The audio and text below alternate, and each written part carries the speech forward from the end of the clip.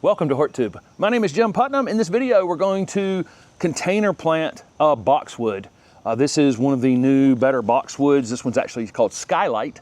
We have one of these in the ground out by the road at the front of our garden project here in Raleigh, North Carolina.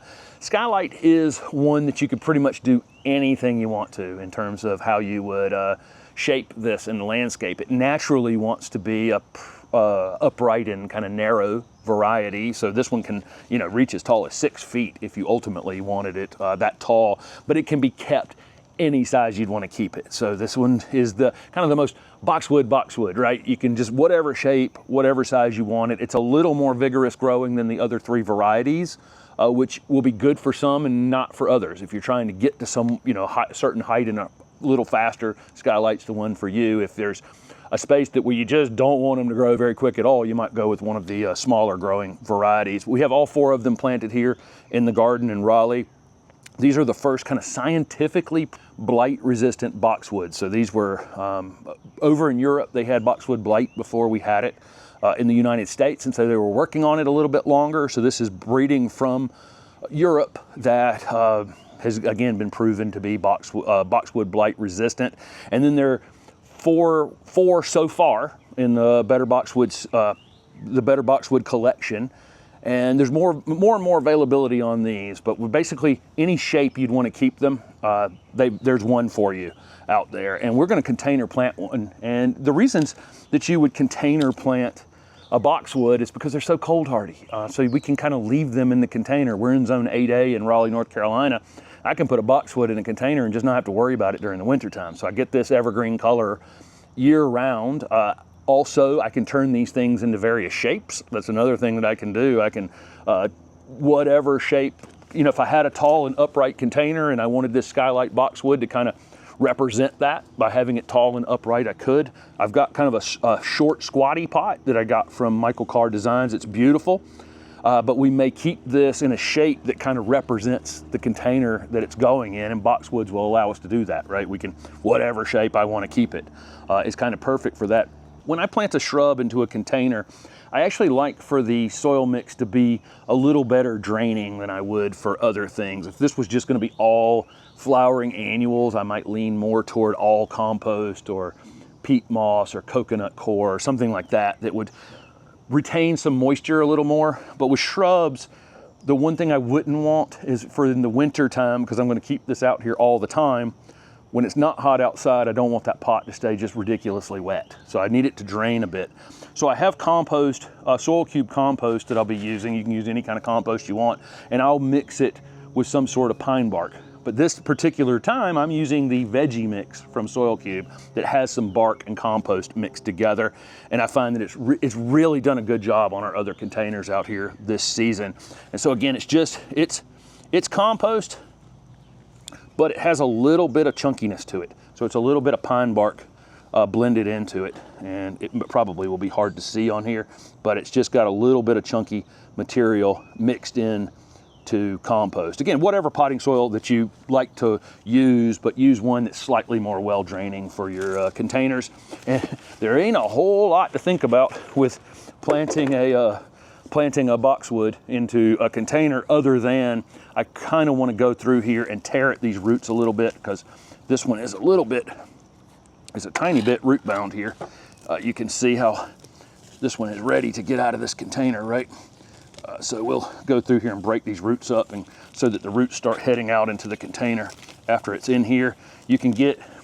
I could take a little saw and cut it from top to bottom about 1 inch in several times if I wanted to, but I think that tearing at them will be just fine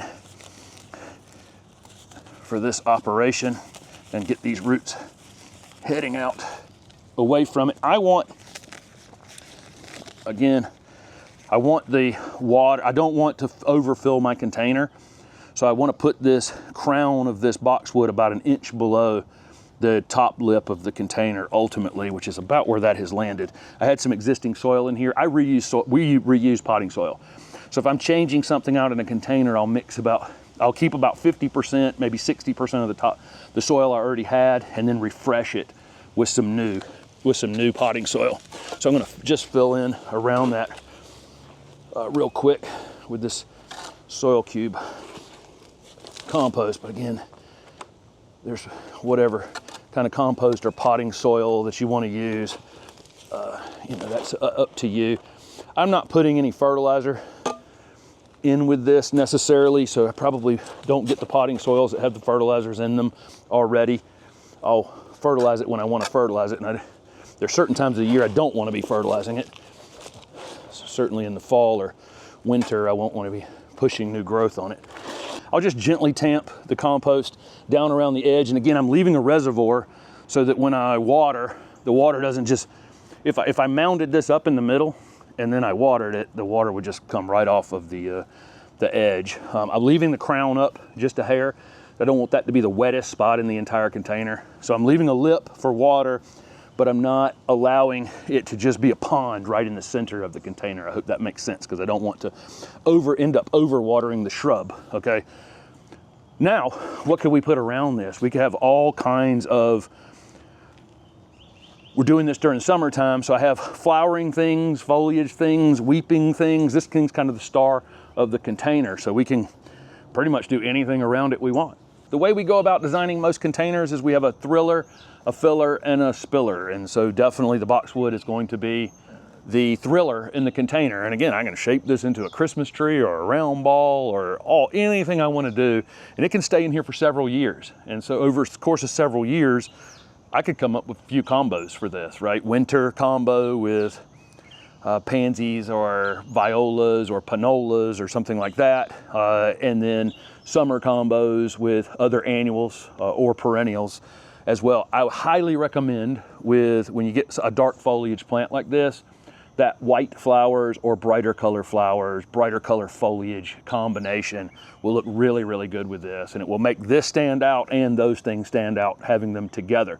So this is a dwarf Penta, and I literally dug it out of the ground, out of one of our borders that are so full that I thought these would look really, really great with it. And there's 3 of them, and they popped right out of the ground, and we're willing participants here. And you can see how great already those white flowers look with this boxwood. So I got to figure out math here for a third,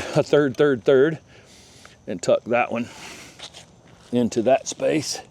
And then I could also put these 3 on one side and then do my spiller just on the other side. So these would be, you know, toward the back if they were going to be taller ultimately than the boxwood. But I think we'll just go with this third design. I may need to move one of them here to get that exactly right. But I'll have these just kind of stretching out around them, and then we'll come back in with something that can spill over the side. We have lots of ground covers that we have almost in storage around the garden. We've got creeping jenny and St. John's worts, lots of sedums, all kinds of things we could use to have our spiller for the container.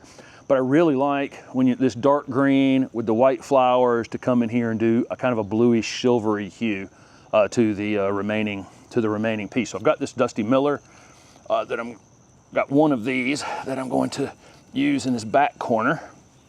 It's not rooted in there all that well yet, and it was easy to remove. But this little splash of gray that we're going to use in here, and then I've got a silver Dichondra that I think will be absolutely perfect trailing over the edge of the front of this container. See how good that looks. And another one for this other little third. We've done thirds all the way around. And we've got 2 weeping silver foliage pieces and one that'll be slightly more upright. But I think the silver blue combo with the white flowers and the dark green foliage of the boxwood look really great together. I really think this container turned out really great. One thing I'll say is that you have to defend your permanent piece in your container. And by permanent piece, I mean the boxwood. The boxwood I plan on leaving in this container. There's plenty of room for it in this wide, squatty container to stay in here for 2 or 3 full seasons. So I don't want these Pentas to do any damage to them during that period of time. So we'll just lean them out just a bit to make sure that we're not, and we'll just periodically, you know, when you're watering it, if you see some of the, you know, the Penta potentially is going to do some damage to it, I can cut a branch off of it, or I can just again come in here and just kind of lean it forward.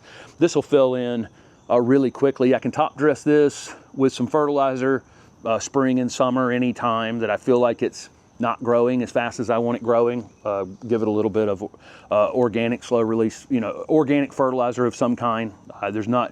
It can be for flowers if you're doing a lot of flowery things in it, or just plant tone or something like that. It's totally adequate to, the boxwood doesn't need you to push it and push it and push it. You're just trying to keep this kind of rich green color that it has. If you see that it's off colored, it needs fertilizer. If you see the flowers aren't growing as fast as you want them to, probably needs a little bit of fertilizer. We'll water it in really well, and then we want it to dry out between waterings. One other idea, this pot definitely has a hole in it. We definitely want to pick a container that has a hole in the bottom of it. And it may be a good idea to put feet underneath it of some kind to make sure that that water hole that's right in the center of the bottom of the container stays elevated and the water can get out of the container, so it doesn't end up filling up in the future. But I think overall the container looks good. I love these kind of silvery blues with white flowers and this dark green foliage of this boxwood. I think it's absolutely perfect. Thank you guys for following along, and I highly recommend boxwoods for containers. They're just, because of their cold hardiness, they can really stay in there for a long time, and then you're just replacing a couple of things in there seasonally to freshen it up. Thanks for watching.